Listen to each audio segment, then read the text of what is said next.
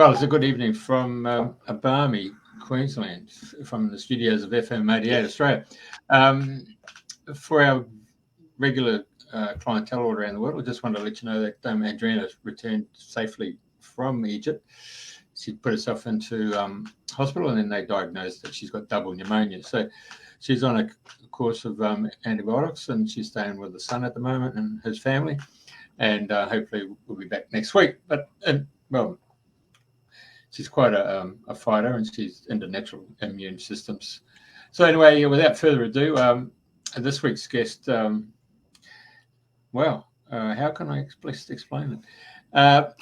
He approached me on Sunday with a year around and about, and mind you, it was a couple of hours later because I met up with a group called Stand in the Park, and I hadn't seen him for a few months, and I turned on the phone and put mobile phone settings, and boom, in comes this message. And then a couple of hours later, another message, and this time geographical locations were completely out of GPS. But I'm thinking to myself, hang on a sec, this guy's knocked on our door 3 times, I think I might turn around and ask him if he would like to come on the show this Thursday. And so this is how it all came about. So it's a bit like the guy, the floodwaters are coming, and if rescue guys coming, God's going to save me. And 3 times, and then he ends up in heaven. He said he didn't save me. He said I sent 3 different people to come and get you. But this case, I took it on board, and I thought, I'll reach out to Phil because he's got a great story.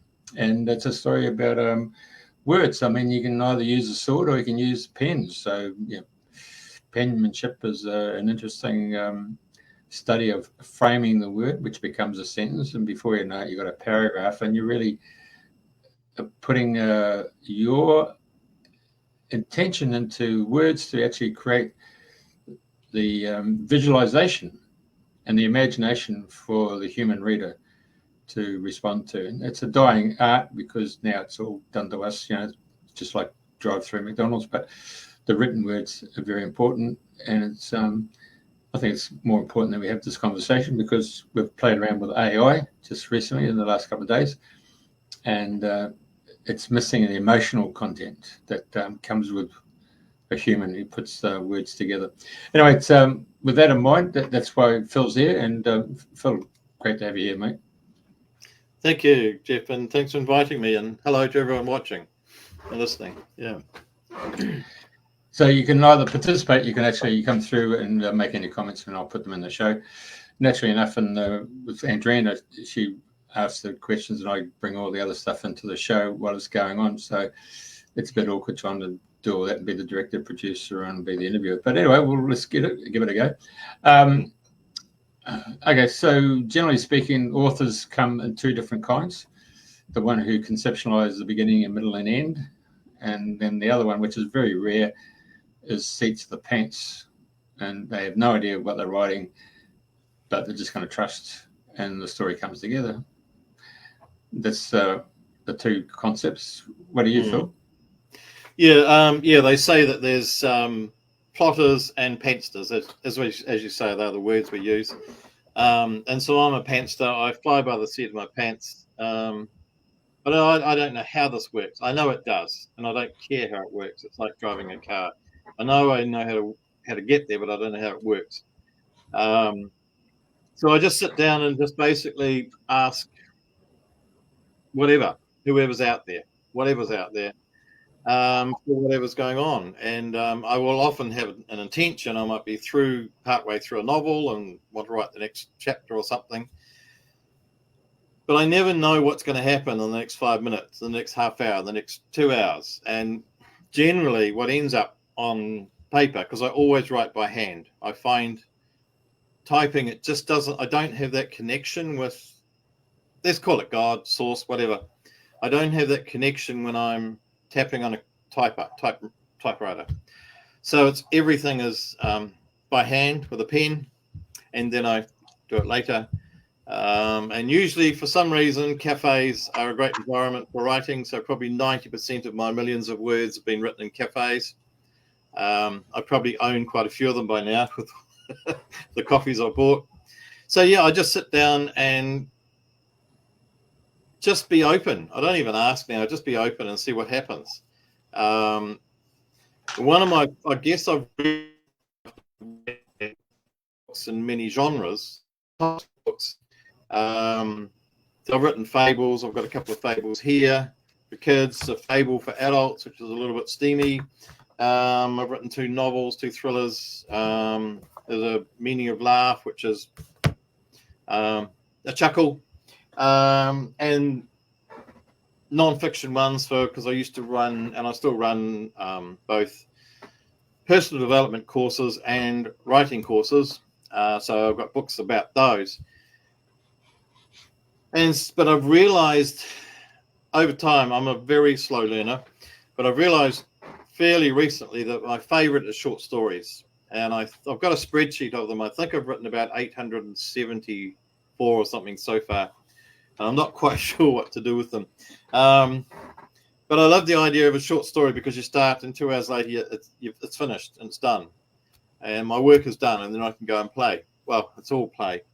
But every time I sit down with a theme or an idea, because I'm in several writers groups and often they will have a theme that you have to write about, say 500 words or whatever for the next meeting. And so there's the theme. And I sit down and I think I'm going to write about this. And then by the end, it's just something totally different. And I go, wow, that's really cool. I wouldn't have thought of that. And I really wouldn't have. So I don't know how this works. I think I have this kind of theory, and there's no way of proving it. The theory is that there's all these stories floating around somewhere in the universe, in the multiverse, in the whatever, in the verse, if it's a song. Yeah. So there's all these stories floating around, and they're looking for someone to channel into, down a pen and onto the paper. And so it just needs us to be open. And I guess it's the same with life. For me, I mean, my basic, how do you say, my basic tenet or my basic belief in or attitude to life, that's it. My basic attitude to life is just say yes. So whenever there's an opportunity, just say yes and then worry about it later. And so it's just when there's opportunities, saying yes, then more opportunities come along and then more opportunities and amazing coincidences. We just had several today. I won't go into that, but because we keep saying yes, or when we keep saying yes, the universe goes, oh, well, I'd like some more. And so there's more and more and more. When we keep saying no, the universe says, oh, well, they're shut off. Let's move on to someone who wants one. So I think it's just my theory that the same with stories. If you're interested in writing, you don't need to go to my course or anyone else's course. My contention is that just be open. Just sit down with a pen and let it go. And one of the things that writers often have is what's called writer's block. And so often that comes about because of fear. Because as writers, we sit in our own little cave, hiding from the world on our own, doing our own little thing. But then there has to be a moment that we've got to go, hello world, here's my writing. And we've got to put our stuff out there and be open to criticism, comment, whatever. And so it's really interesting that most of the people that I come across who gets writer's block are about 80% of the way through their book. They've torn into this huge story, whether it's 1,000 words, 80,000 words, and suddenly near the end, and there's almost this unconscious fear that kind of they realize that, oh, I've got to go out into the big wide world and someone's going to say good and bad things about it. And so suddenly they lose that, they lose the connection because they say no. And that's all that writer's block is. So when you get writer's block, the best thing is just to keep writing. Sit down and write drivel. You know, what's on your grocery list? Oh, did I forget to turn the oven off? Da-da-da, what's happening tomorrow? Oh, that stupid neighbor. Write rubbish and just keep writing. And eventually the muses, let's say, will just chip in I was waiting for you to say muses because I was about to say the muses. Yeah, great minds think alike. Well, there is only one mind. So it's Yeah, a real when long troubadours and all that stuff used to go around singing, and they used to be a form of taking words into prose and getting their message out through the spoken word. The written word's a bit different, and you know, instead of chiseling it out or painting it out in the cave, you got this new technology in it. Yeah, and it's a whole. And fairly recent, like the last 6 months, I've been doing what do you call it? Not stand-up comedy. Stand-up reading poems, poetry out loud, basically, and that's a whole new scary moment, but it's quite fun doing it. So we get to write, and as writers, we can do our podcasts nowadays, and we can go out on stage and do all sorts of other things if we want to. So yeah, there's many ways of getting, what do you call it, words, stories. So your writers' club is no different to Toastmasters, isn't it? You know, you have to think on the spur of the moment, but you've given a bit of a thought as to what you got to prepare yourself before you come up. I mean, Toastmasters, you put on the spot on that night, don't you? Yeah. There's many different types of writing clubs, but the main one that I go to in Brisbane, we submit stuff that we've already written, and which is longer pieces, and people have had a week or so to critique it. And then we also have the opportunity to write about 500 words on it. We're just given a subject, but we've got 2 weeks to do it. But I just can't help myself. I'm given a topic, and almost within half an hour, I just know there's a story sitting there. I don't know how that works. It's just about being open, I think. I mean, I love words anyway. That's kind of one of my. I suppose you have to love words and you have to love writing. I mean, I speak several languages. I just love words and how they come from, and all that sort of thing. So I guess the fact that I have that love, that passion for words, opens me up to words that come in. If I had a passion for golf, I'd be good at that. If I had a passion for whatever, I'd be probably good at that. So you mentioned several languages there. Does your mind sort of flip between the languages to look at what sort of words you could use, which describes and sets the scene? I mean, when you listen to the old ABC cricket commentators, they're sitting there and everybody's listening in the 20s or 30s or 40s on shortwave radio, listening to a ball to be matched, which was coming through on a teleprinter. But it was the guy who was actually being told about how the play was being played, and then he had to sort of describe that to the listeners to paint that picture. I mean, it's an art form to be able to project and take people on the journey. I mean, Imagineering is an art that's been lost, but it seems to me like you've gone further down the rabbit hole in the sense of, you mentioned the spirituality journey, but most people say, "Have you asked for a car park? You know, you get your car parking angels," but you've gone to the next step. After the car park angels, you're now asking for the words to frame and come through as an open channel. Yeah, am I getting that from you?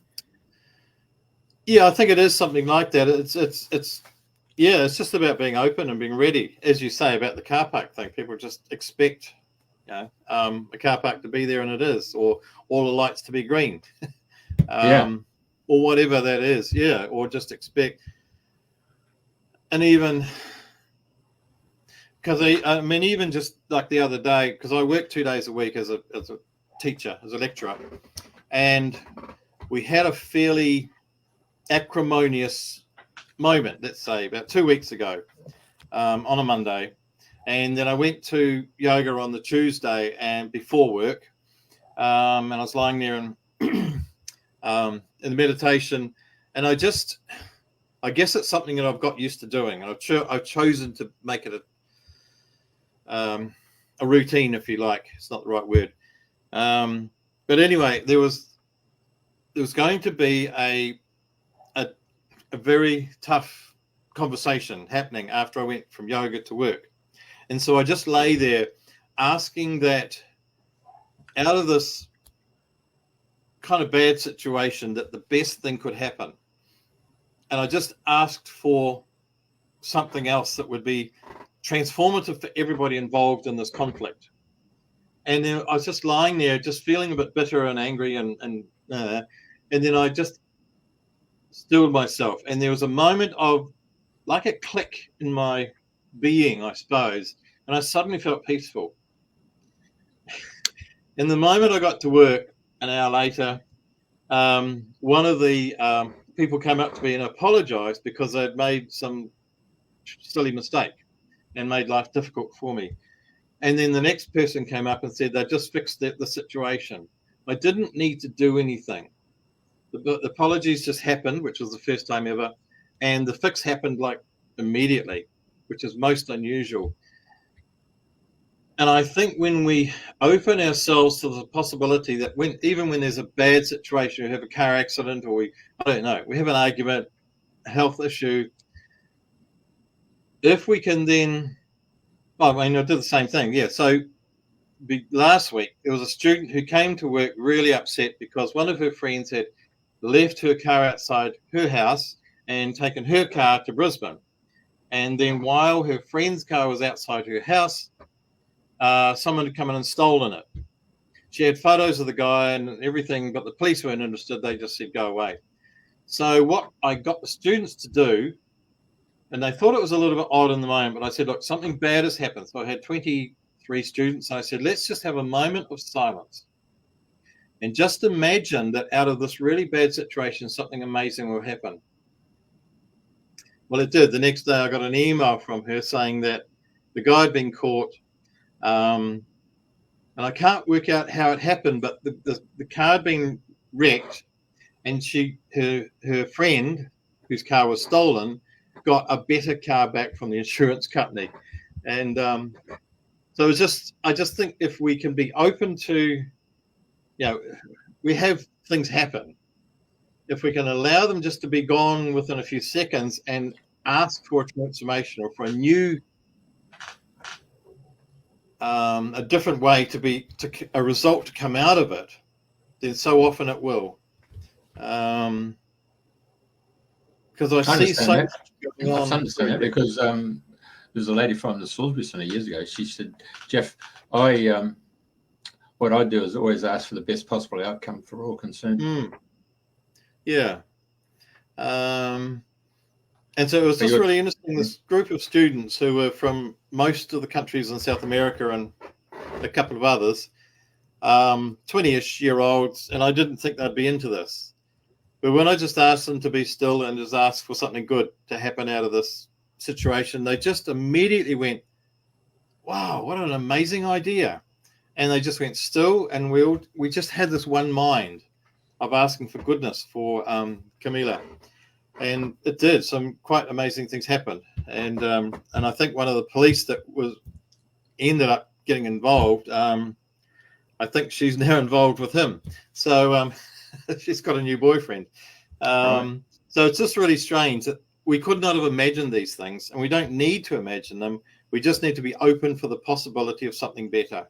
And it's the same with writing. And I think it's probably the same with all artists, probably all business people.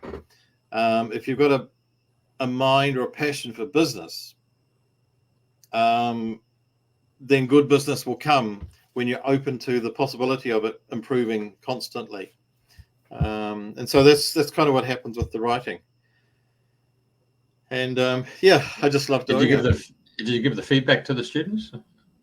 Yeah, it's so funny. Yeah, she emailed me about 3 days later saying that she's now going out, going to the pub for a date with one of the police, and that this new car's been provided. And it's just a whole lot of things that would never happen in normal kind of logical world. I was referring to your students. Have you given them the feedback of what's happened? What's happened with what? Sorry. Your students from the South American students, and you got them to go in silence. Have you given them the feedback of? Oh yes, yeah. So they came back to class the following week, and I told them all what had happened. And so it was quite transformative. And the strange thing was that when I came back from lunch that day, somebody had written on the board, love, in huge letters, and somebody else had written on the other side of the board, what was it? What the world needs is love, with a big heart on it. And that's never happened before. I just came back and that something changed. And for some reason, they felt moved to write the words love and what the world needs is love. So it was just one of those magic sort of teachable moments. And it just brought us all together. It's lovely. So let's start the journey. Born in New Zealand, and what was your upbringing in New Zealand?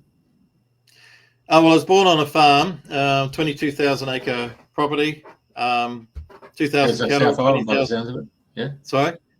A 22,000 acre farm sounds like the South Island, doesn't it? No, it's the bottom of the North Island, just straight over from Wellington. So it was quite a physical life, let's say.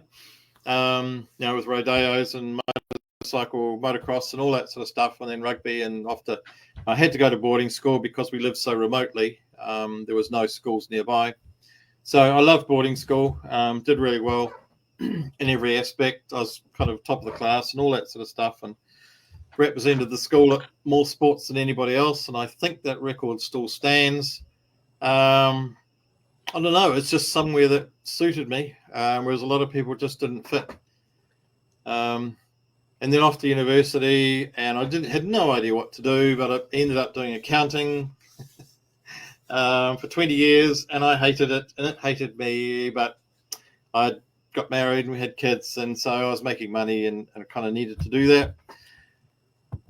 And then I think it was when I was, probably the year when I was 40. So I've been made redundant for the 4th time from this job that I hated. Had no idea what to do next. I didn't know what I needed to do something else. I just hated it. I just felt absolutely sick of the idea of going back to accounting. And at this, also my marriage was really on the rocks, ready to fall in the water. And I just gave up to God. I said, look, I don't have any answers anymore. I said, you've got to figure this out because I can't. And the next day, I was walking down the street in Tauranga in New Zealand, and I bumped into this hippie kind of looking guy with long hair and da-da-da. Anyway, I had a long chat to him, and his name was, I've forgotten his name. Anyway, come back to that. Anyway, it turned out that he was about to run a 3-day meditation retreat in a few weeks' time, and I immediately signed up. And this is while I'm unemployed, and I went back to my wife, and she was incensed when you're paying all that money for to sit around and do nothing, which certainly didn't help our already fractious. Anyway, did the meditation, and so I thought, well, there's 3-day silence. I'd never done meditation before. I don't know if I'd heard of it. It's like the hand of God was at my back. I just had to go and do it. Nothing would stop me.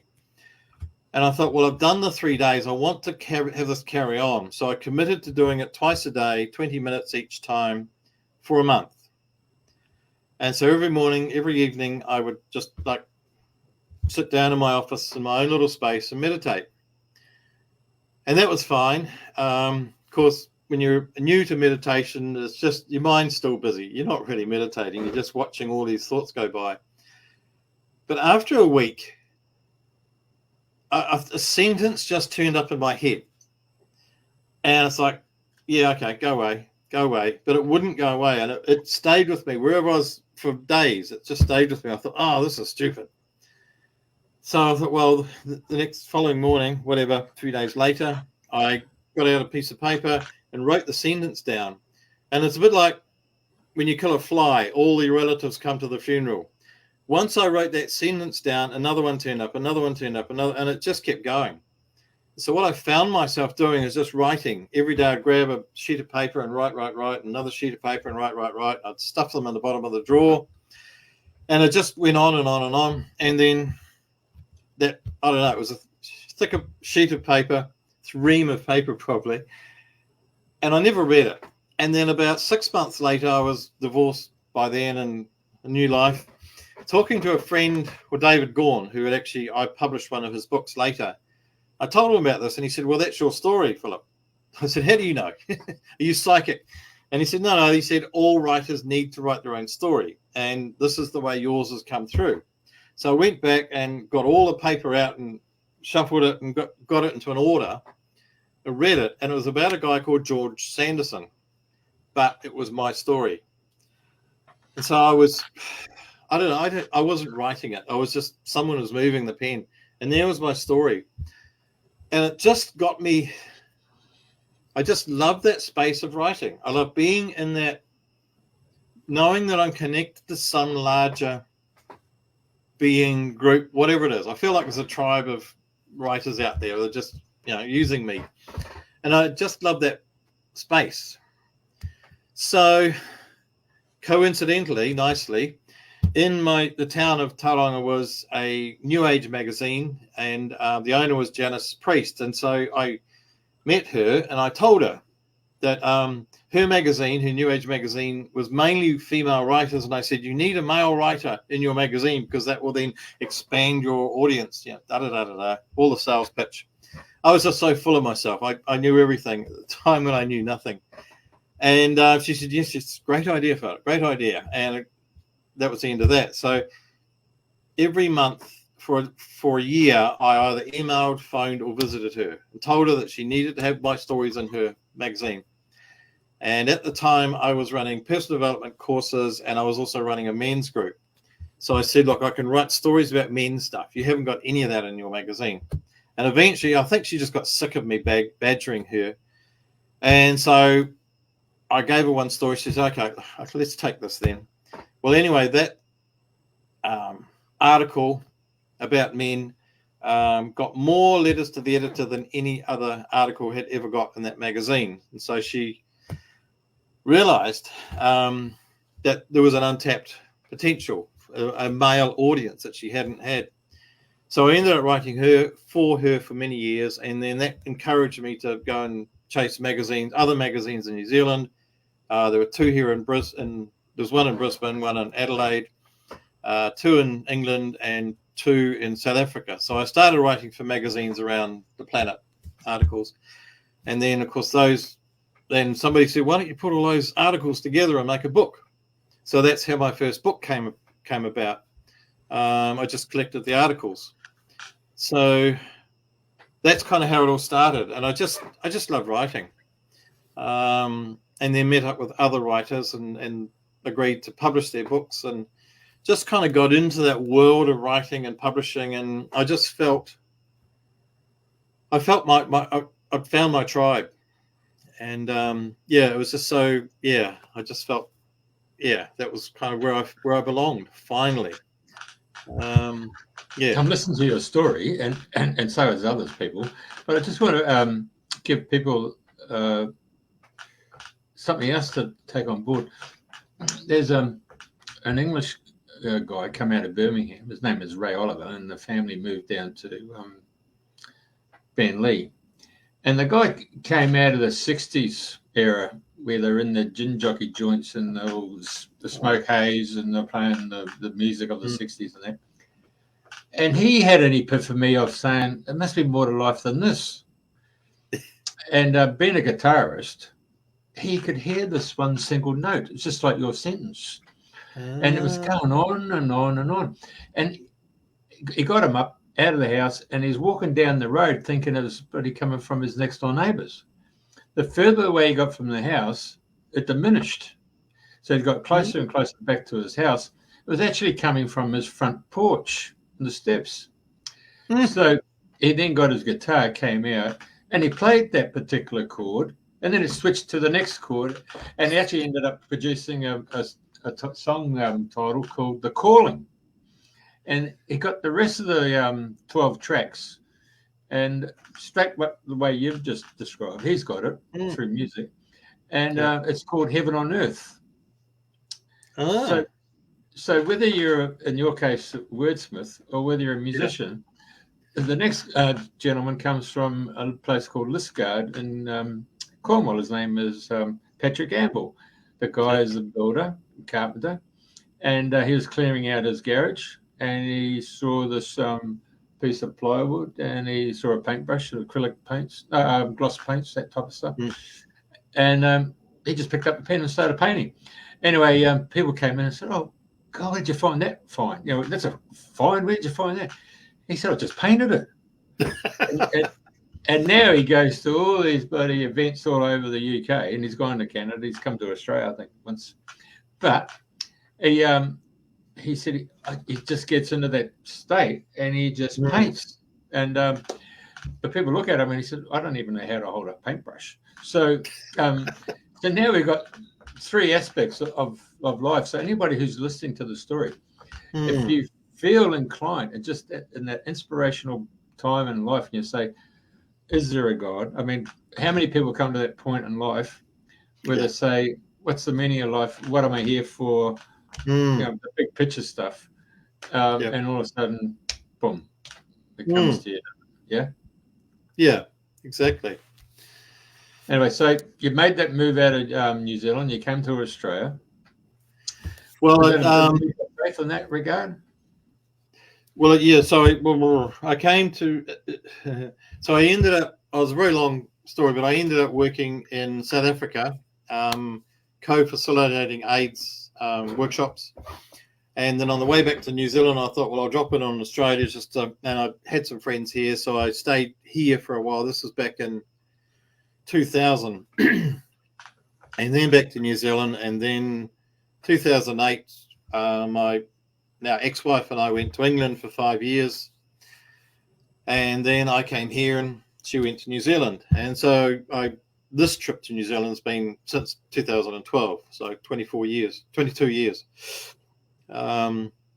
And Australia's been wonderful to me, so I'm appreciating it. I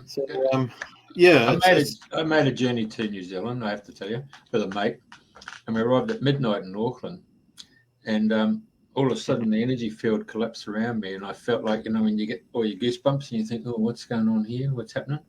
And so all of a sudden you sort of closed down. And anyway, the next day I went with family members and we drove up to a place called Lee and up to Parkery and around that part of North Island there, and you go through all the green pastures with all the white dots of sheep, you know, and you go through all the bloody rainforest. And then you, at the very top of Lee, you look down and you see this aquamarine water. It's just bloody translucent. You go through those little pockets of rain and stuff, and then that night you feel like you're being rocked to sleep in a crib, you know. Anyway, a friend of mine said, "Hey, listen, I've got the boat. You want to go out this weekend?" And I said, "No." He said, "You want to go out on Friday?" I said, "No, I'm booked out, mate. Can we do it Sunday?" He said, "No, there's a big low coming across the Tasman." I said, "No problem. It's all good." So I come 9 o'clock, 8 o'clock, sorry, on a Sunday morning down at the bloody boat ramp. He said, "I can't believe it. That low's just gone and disappeared." I said, "Yeah, no problem." So anyway, when I arrived back in Brisbane, you come off that bloody cylindrical tube, and then you come up into the rectangular tube that, you know, takes you into the bloody customs. The moment I come off that plane and was going up that rectangular tube, my energy field went woof, and I thought, I'm home. And it was almost like what I come to the conclusion was, Australia is a sun country. It's a can-do country. The expansion of Australia. And then New Zealand was a nurturing. It's almost like, you know, you could say the sun and the moon. It's very green. Yeah. So I learned something quite physiological about the fact that the weather could be shifted. Yeah. And I found that New Zealanders had plan A, plan B, and plan C when it comes to having a barbecue. But in Australia, you understand what I'm saying here. Plan A, we're all going to meet with so-and-so. Hang on a sec. What if it rains? Oh, yeah. What if it rains? Shall we go to what's-the-name's place? Because he's got a bloody pergola or whatever. Or, he's got a roof on it. And they go on and on about that. You talk to an Australian. Hey, listen, we're going to have a barbecue in 2 weeks' time. Yeah, mate, no problem. What time do you want us there? Well, 11 o'clock. And the reason is we got the sun. Yeah. Big, huge difference. So Australians have this carefree, lucky-go attitude, but it's because we're a sun country.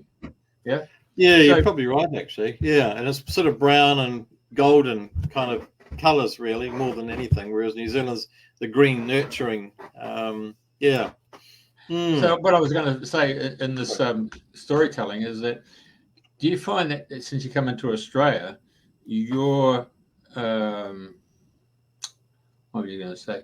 The expanses come for you, like the shift in topics, the conversations, and when I say universal appeal, you might be start looking at space and constellations and star systems, or you might be drilling down, and you're talking into the indigenous culture, and you're learning about the totem animals, and there's a whole wide brief here of indigenous culture that can come to the surface.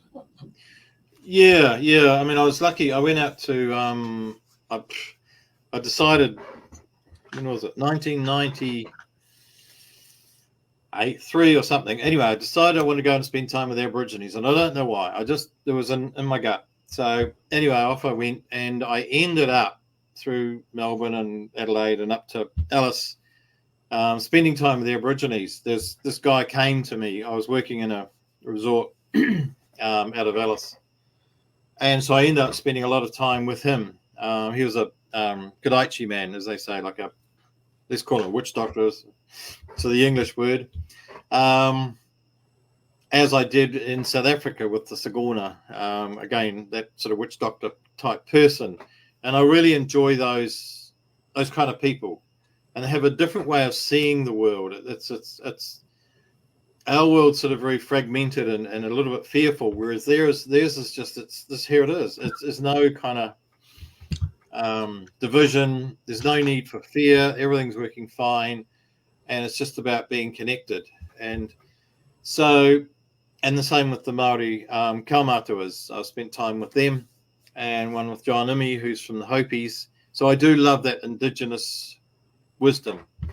And I'm going to say it's getting harder to find it because there's a lot of pretenders. But when you do find it, there's just a gut heart knowing that someone that you're talking to has got their heart in the right place and got their wisdom sorted. So yes, it's just been an amazing journey. And I remember when I was up in Alice and we went out to Uluru, the rock, and there's these paintings and this old lady, Aboriginal lady, was telling us about the 7 stars, the 7 sisters, the what are they called? Yeah, thank you. And I said, hang on a moment. Madariki. The story you're telling is exactly the same as the Celtic story of the 7 sisters. And she said, yeah. She knew the Celtic story, and she knew it was the same as the Aboriginal story. There's like this, it's all one story, and it's all really simple. Whereas we make it into this is mine and this is yours and that whatever. But for them, the Aborigines, those ones anyway, from the Pitmanjaras and the Uranda, they know the Celtic stories, and they know the Tibetan stories, and they know that they're all connected. I just love that sort of. It's a simpler world than we like to make it, I think. Yeah. So, for example, there are 2 groups of people in the world that have a chin tattoo for the women, and they call it the same thing. So one is the New Zealand Maoris and one is the Atlas Mountain Arabs, and they both call it the moko. They use the same word, and the Maori kaumati means I'm going to die. It's exactly the same song that the Atlas Mountain Arabs sing in the morning as the sun rises. It's like a gratitude song to the sun.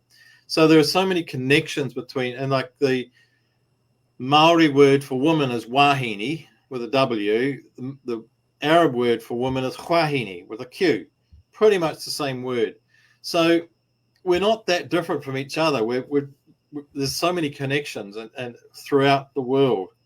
And I just find it fascinating to discover those with the Tibetans who came to New Zealand and all the rest of the Japanese who've been there. So we've all been everywhere. And I think we're starting to rediscover that. We've been pushed away by technology and society, but that push has made us more determined to come back And so we're reaching out now more to with our native foods and our history and all of that sort of stuff.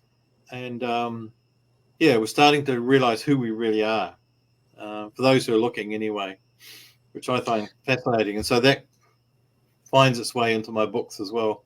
Yeah, of course it would. So how many languages? You mentioned you spoke a few languages. What languages are they? Well, pretty basically, I can speak Maori, Spanish and French, and then I can speak a little bit of Dutch and Portuguese and Polish. So I can have small conversations in those last three. Oh, right. Yeah. So the Dutch, is that because you're in South Africa up in the Transvaal?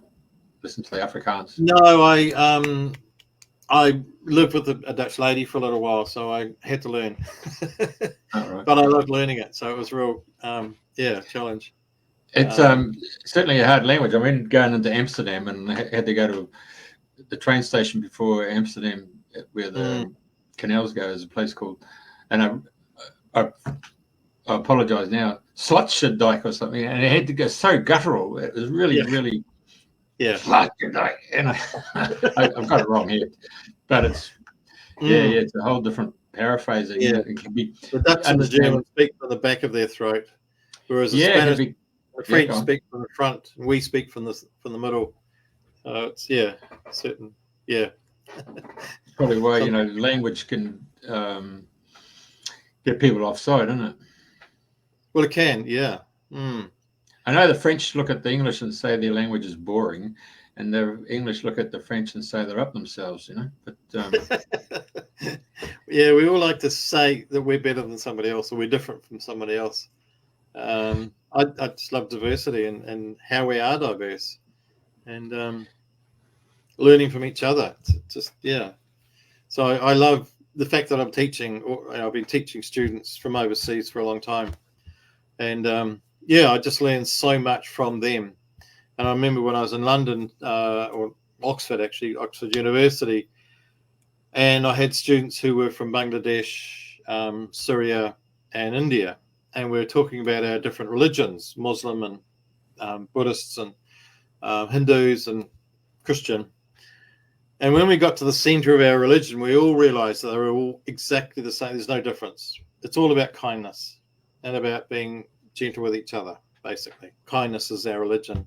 And there's a lot of stuff around it, costumes and prayers or whatever, and rituals.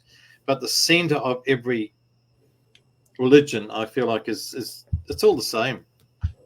So you're really saying it's quite a theatrical presentation that's on offer.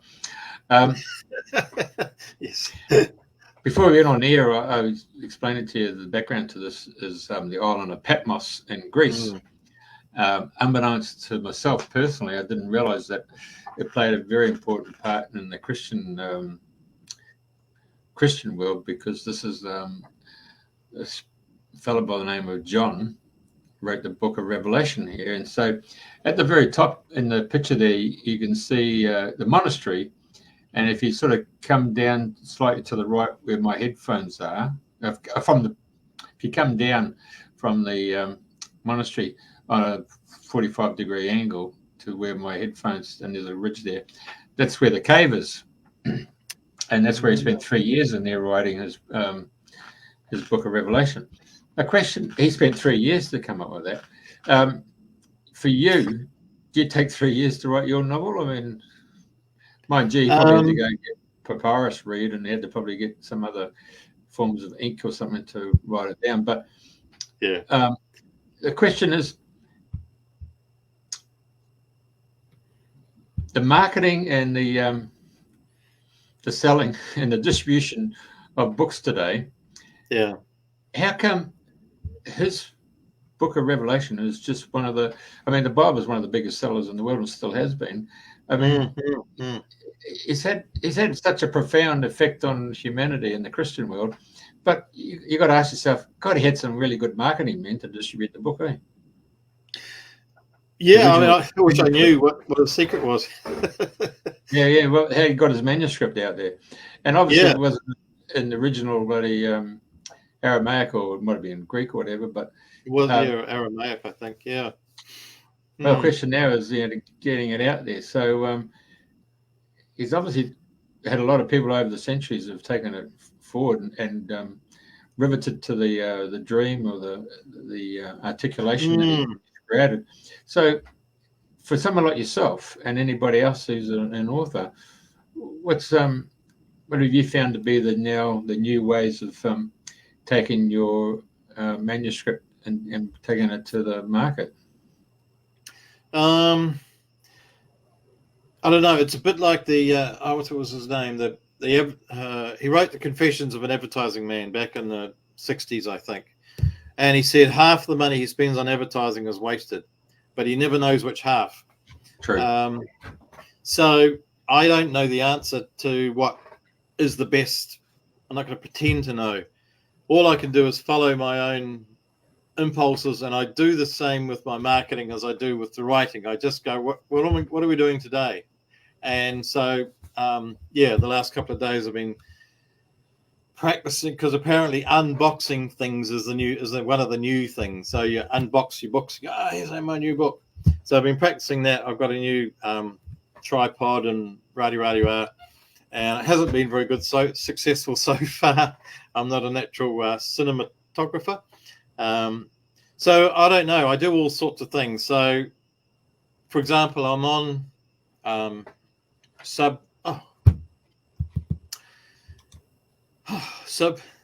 not Smashwords. Well, yeah. So, okay, the first thing is you got to get your book published, and generally that's through Amazon. People will use Ingram Sparks, but Ingram Sparks only sell to retailers, to booksellers. They don't sell to the public. So if you want your paper book published and sold to the individuals, it really either needs to be through Amazon or Kindle, or through draft with a number 2 digital.com. They're the sort of the two main ones, and then there's dozens and dozens of ebooks, ebook platforms, publishers, if you like. But if you do it through Draft to Digital, they will automatically, you could do your paper book through Draft to Digital, and you do your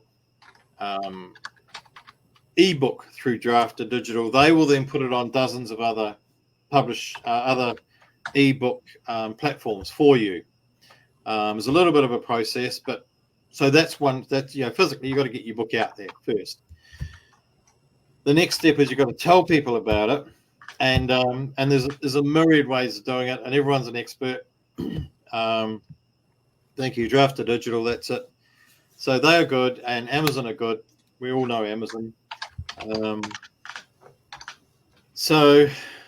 One thing I do is Substack, substack.com. And if you subscribe to mine, most of my things are Philip J. Bradbury. Oh, thank you. God, he's good. So if you look for me for Philip J. Bradbury anywhere, whether it's Philip J. Bradbury on Facebook, on Instagram, on Substack, on YouTube, Twitter, I'm all over those places. And so I use Substack's one thing. You can subscribe for that for nothing, and you'll get a story a week. Or if you want to pay a little bit of money each week, a few dollars, you can then get free ebooks. So that's sort of one of the many things that I do. So I do my own YouTube videos. Sometimes they're done.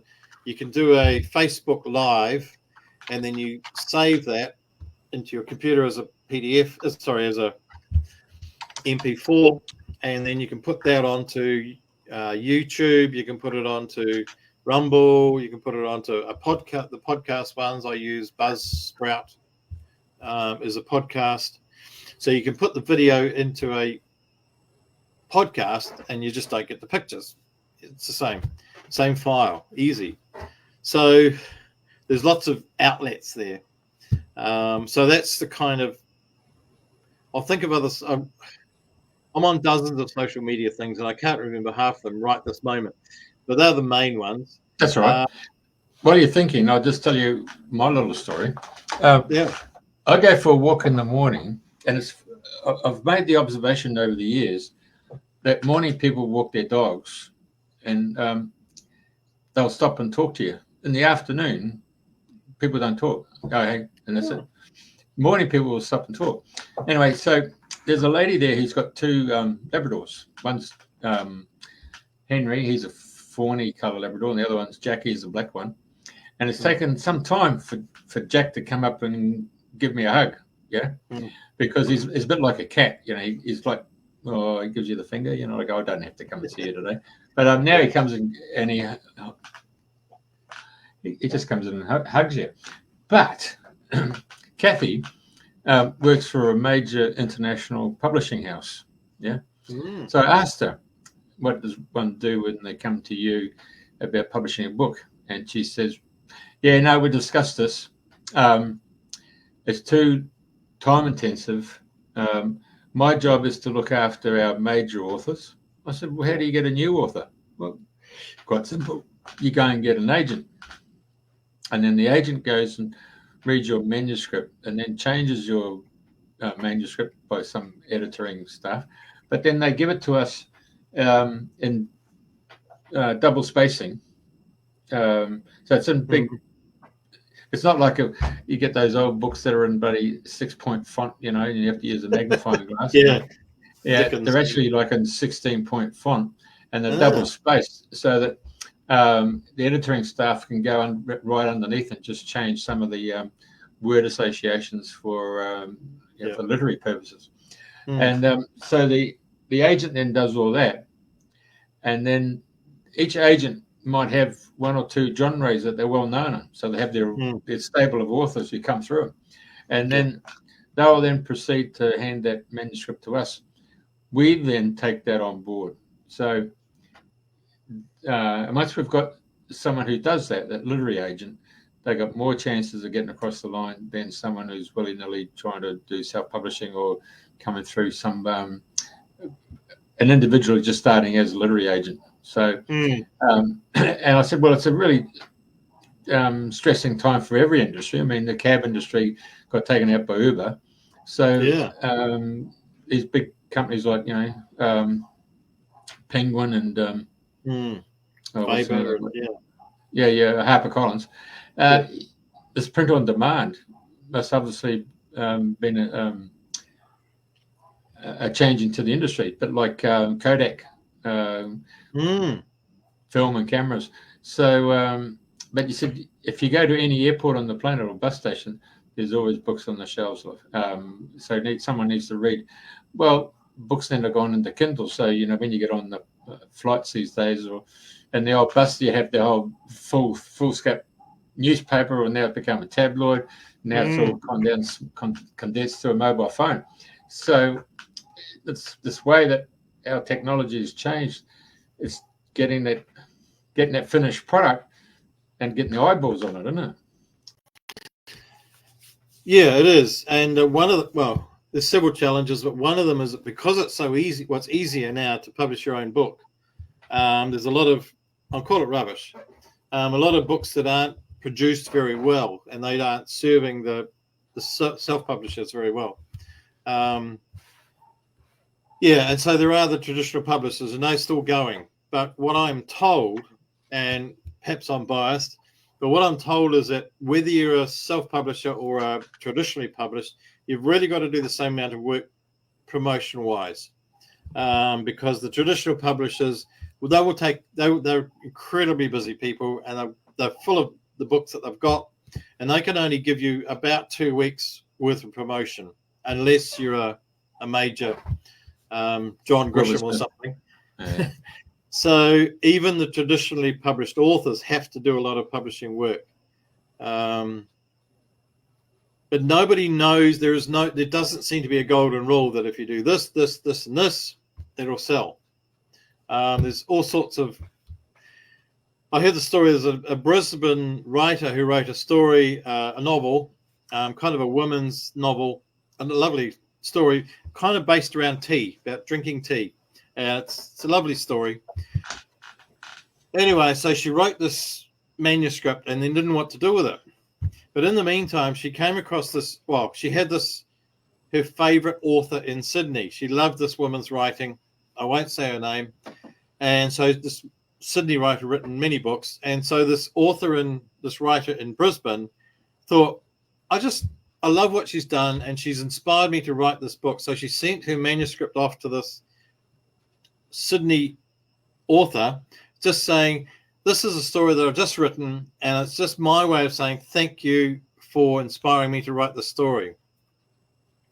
Well, the Sydney author read it, and immediately sent it off to her publisher and said, you've got to get hold of this author because it's such an amazing book.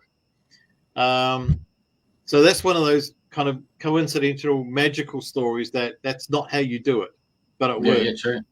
Yeah. So there's people saying you must do this and this and that. Sometimes accidents or whatever, the universe just has a chuckle and let's make this happen. Yeah, it's a bit like Springwood, Springfield, Springbrook. Yeah, I made the stuff up, felt really stupid, and here I am. Opportunity. Yeah. So And the fact was that morning I woke up and I said, Andrina's going to be crook. She's not going to be available. And the lady that we had organised it for tonight, she preferred to have a conversation with Andrina and myself. So I was thinking, I need someone now. And of course, 3 times. Not 3 times on the ceiling, if you want me. Yeah. It's good. It worked out really well. Pricing, how does that all work? I mean, you've written something. Hours has gone into that. Yeah, it has. Hours. And then you fascinate it, you put it together. God, how do you come up with a price? I mean, the market might set a price, and then you go around the markets and you see books for sale for $1 or $5, or then you go to the bookshops and you might see them on special, or you might see them at $60 or $40. And then you can go to the library. So, I mean, it's a very interesting industry you're in there, Phil. Yeah, I mean, you can make up your own price. If you put it on Amazon or Kindle or Draft to Digital, you can make up whatever price you like. But when you put your book on their platform, they know how many pages and what size it is, if it's 8x6 or 5x whatever. And whether it's color or black and white or whatever, and type of paper, they will then tell you what the cost is going to be. So if you're doing it on Amazon, there's about 14 different markets. So from England, America, France, Sweden, Australia, Brazil, whatever. And so and Japan, and they will give you, in the currencies of the country that they sell it to, what it's going to cost. So you've got to find something above that, obviously. Yeah.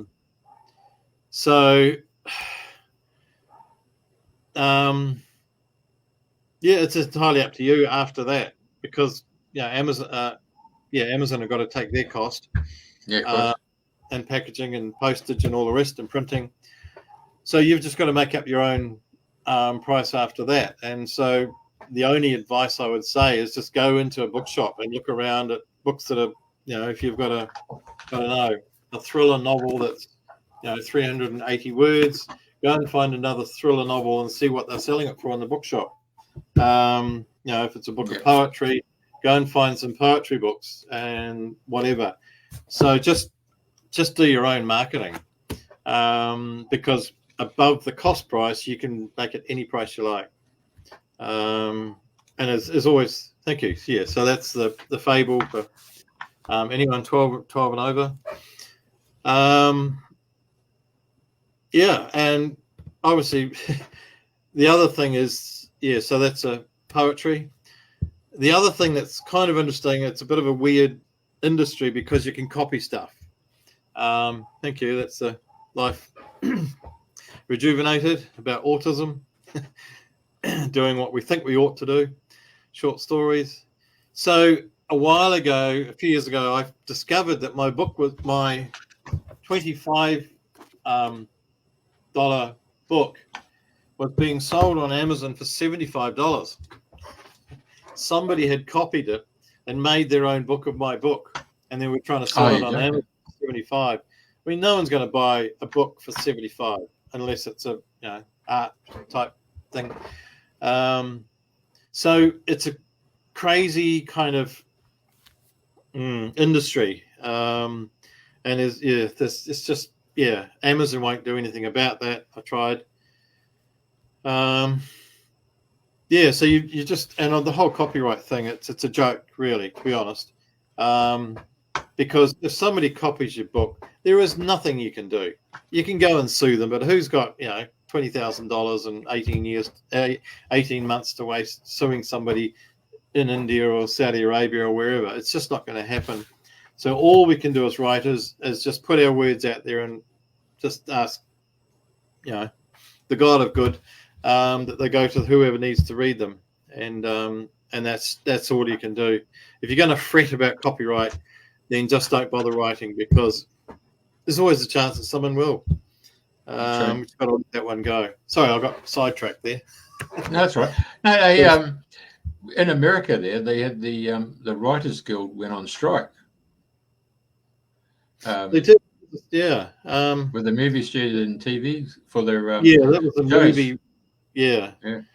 So us essentially, because they wanted to go to AI, didn't they? They wanted to go get scripts from AI. To be honest, I don't know what that was about. I stayed out of it. But if I went on strike, nobody'd give a damn. But if you're writing for movies, they want those movies to keep rolling. So true.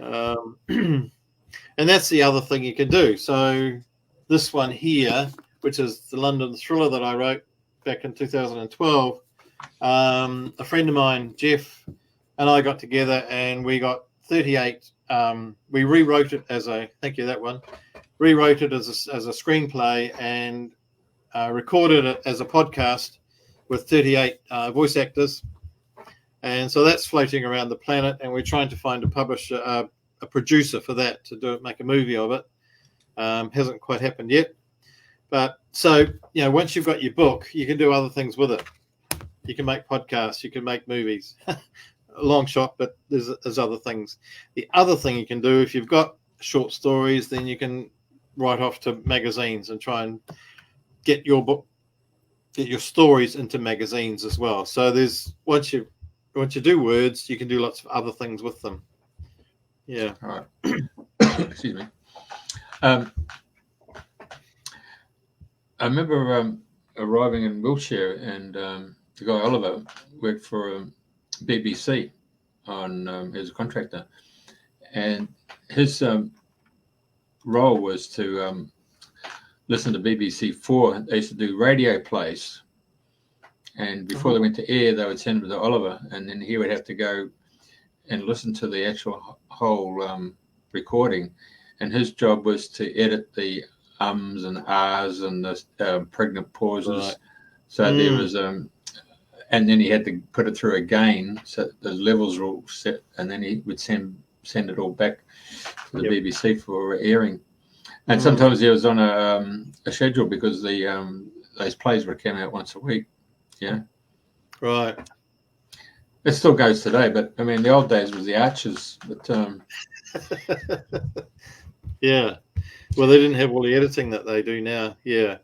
So that's. So can I ask you? Oh, sorry. I was just going to say, if you loaded up all the words of your particular thing, was it called The Last, wasn't it? And with AI, could you get them to go through and put the different voices to it? I mean, we sat here 2 weeks ago, and we were gobsmacked because this guy gets on the meta thing and says, I'm 4 people sitting around the table having a cup of tea, and then they produced a bloody picture. And then he said, oh, okay, it was 4 people having a picnic at Lake Louise in Canada. And there's a canoe in the foreground and the snow cap, boom, boom. And the thing came and bloody printed this thing up. But mind you, us 4 people are all different bloody members of the human race. But bloody gobsmacked. No, yeah, I've never tried AI. Well, apart from about 2 days ago, because a friend in New Zealand said to Paula in New Zealand, she said to GP, what do you call it? Chat GPT. Tell me about Paula. her surname in New Zealand, and it did her biography. And I thought, well, that's quite cool. So I asked her how she did it. So I just did mine about 2 days ago, just for fun. And I thought, wow, who's this amazing bloke? Yeah. So it I don't know, it got information from all over the place, put it together in quite a professional way. So I've had a bit of a, I've had a real anti about AI, because I think I'm a creator and I want to be the one. I don't know if AI is here to save us or to destroy us or what, but I hadn't thought of actually using AI to do the voices. That's a good idea. I might just have a play with that, Jeff. And because the radio station gets some of these AI chats, AI stuff, saying you can produce a song. Just give us your keywords and it produces the song. Wow. Yeah, I sort of wonder where creativity's gone when that happens. I guess everything, other limits will serve us. And so, it's here. So maybe we can just choose to go with it and find the good things that it can do for us. Sure. Well, I on my recent trip to Europe, I went to Bosnia and Greece, so I downloaded Google Translate, and I used it a couple of times, and it was quite effective. Yeah. I mean, so it's been kind of creeping up on us for a long time, I suppose, and I don't think it's going to go away. So there's probably no point in smashing the looms as they did back in the 1830s. So I don't. I've never thought of doing the. Might try that. So in the actual compilation of short stories and stuff,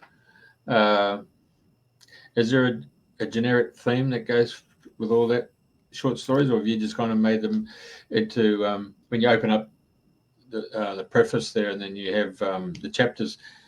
Each chapter is a different theme, genre, if you want to call it as such, just to whet the people's appetite. Well, for example, with the the poetry book, so that's got themes of it. What have I got? So that's got spirituality, surprisingly, is the biggest one. Environment, so I've got poems about that. So I'm a bit of a greenie. Political, self, literary poems, love, and humor. So, the poems, I don't sit down and decide I'm going to write a poem about spirituality. I sit down and say, well, what are we doing today? And something will come out. And the same with the short stories. So I haven't sort of ordered the short stories. I mean, some are humorous, some are deep and meaningful, some are written as if it's a grandmother in 50 years' time looking back on this crazy time and saying what it's like. I get these feelings about what the world's going to be like in the future. So those kind of futuristic ones come out when I'm least. Some of them are just stories. I just opened at one here called The Smoking Bum. So that's an actual humorous thing that happened to a friend of mine. She dropped her smoke when she was driving, and she had a very short skirt on. So some of them are just actual events, and a lot of them are just out of made up. So I guess. Sorry. Yeah. There was a guy called Dick James who became Dick James Music, and he brought a guy called Bernie Taupin who could, for whatever reason, you could say he wrote lyrics, but you could actually say lyrics were really poetry, or it's a short story. And then he linked them with the guy, Reg Dwyer. So they had a really successful career in the music industry. So the same thing goes with some New Zealand guys, Tim and Neil Finn. Yeah, absolutely. Where you're composing the lyrics, to tell the story like 6 months in a leaky boat, and to put the music to it.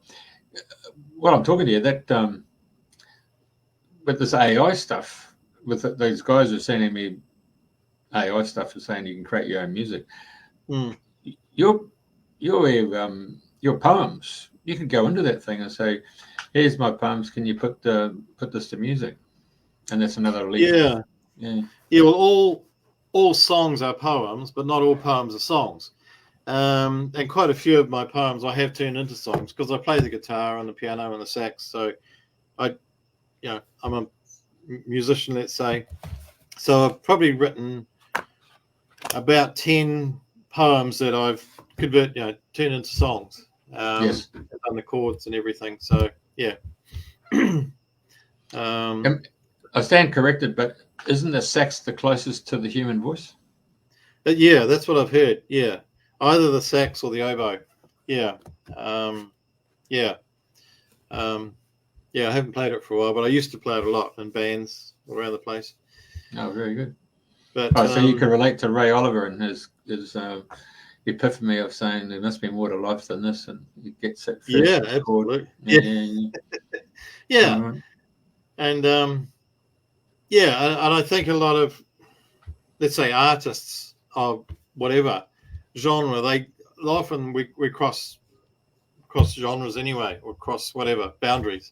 Yeah. And musicians can be potters, can be writers, can be whatever. I think there's kind of being an artist, I think, and even a businessman or whatever, someone who gets out and does something that comes from their heart. They seem to be able to embrace whatever they choose to move into. And I think that's just about being open to saying yes, open to the universe. And what's today? Let's do this, whatever it is. Yeah. Right. So is there any question I should have asked that I haven't asked that you feel would be of some benefit to anyone listening and watching this? Not really. I mean, you're welcome to put up my email. I'm happy to, if people have a question, they've got whatever the question is, I can try and answer it. That's my website. So those are my two websites to write that book now. So that's about how to write books. And so you're welcome to message me on Facebook or whatever. And I love helping other people who want to be helped. It's just lovely seeing other people take a step forward. So no, I can't think of anything else. I could go on, as you know. I don't believe I've actually physically met you, have I? I don't recall. We have once at the Salisbury Spiritual Centre. Right. Okay. Yeah. Well, that was probably 3 years ago. I think. Okay. Short-term memory loss, mate. Must be. You've fluoride in the water, mate. You're more memorable than I am, perhaps. All right. Well, without further ado, it's been a pleasure to have you here, bro. Thank you for the enlightenment and sharing your. Well, it's got their writer and teacher, so you actually stepped up to the plate and became the teacher today and give everybody a life's lessons about the first step, and the first step really is to say yes. But obviously, the 4 words are still working in your mindset, which is "I do, yes, dear." Is it the yes, dear is the issue? What's that? I do, yes, dear. Yeah, the 4 magic words for a successful marriage. Ah, yes. yes, you know that story. Yeah. That's good. Well, I say yes there to source. Yeah. Yeah, that's good. Yes, that's one positive that came out of this conversation. I really, really appreciate that. And I'm sure Andrina would have been thoroughly remiss for not being here as well. But we catch her on the roundabout when she's health and fit. Yeah. Yep. Right, I had a lovely message from her, so it was nice. Oh, did you? Yeah. Oh, lovely. Yeah, that's great. Yeah, she knows how to do meet and greet. All right. Well, thank you very much. Love your work. Thank you very much. Yeah. See you. Thank you, listeners. Okay. Bye, everyone. Bye. Do I stop?